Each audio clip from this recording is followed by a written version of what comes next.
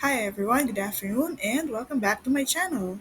So it's a lazy Sunday afternoon, so I just decided to make a quick video about something that I have experienced before, and I've noticed that there are also other people, other applicants who are experiencing the same thing. So without further ado, uh, let's start. By the way, this is my um, Gckey account and we are in the documents provided section. So in here, we are in the optional documents area. So once you have submitted all your documents, you can no longer edit it, but you can see it here in your GCK account. Now, for the optional documents, there are two optional documents that you may or may not submit. It's not mandatory, so you will be able to submit, pay, and successfully submit your application without providing these two documents. So, number one is the IMM 5802 or the offer of employment to a foreign national, LAMIA exempt. And number two is the Schedule 1 application for a temporary resident visa made outside Canada or IMM 5257. So this IMM 527 is basically the same as the IMM 1295. So content wise, it's the same thing, it's just shorter. There are fewer questions, but it's basically about you and uh, about your background. So again, these are not optional documents. So let's say you have already submitted all your documents and IRCC have begun processing it. Um, Once you visit this page in your GCK account, you might see that suddenly there are details about your optional documents area that's saying not provided. So for example, if you did not submit your IMM 5802, suddenly a not provided comment will appear under the details column. And there is a required by date on the right hand side of the table. So basically, I've experienced to resubmit one document, and that is the police clearance because my police clearance, uh, the police clearance that I submitted is quite old already, although it's not yet expired. It's quite old, so I had to resubmit a newer one. So upon checking when I submitted the required document, I noticed this area. So it seems like IRCC is requesting me to upload these documents, and there is a deadline. But then there is no instruction. For example, when I uploaded the police clearance, there is a comment here not provided and a deadline and upload document. I think here or here somewhere in these two tabs, in these two rows column. So to be able to submit, I had to click that and upload the necessary documents.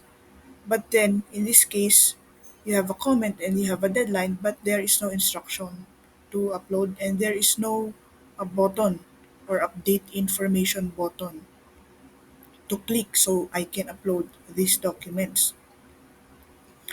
Also, apparently, there are no notification, no email notification that I need to submit these two documents, and there is no message. So when you create a GCK account, there is an inbox area where you can find all the links to the letters IRCC sends you.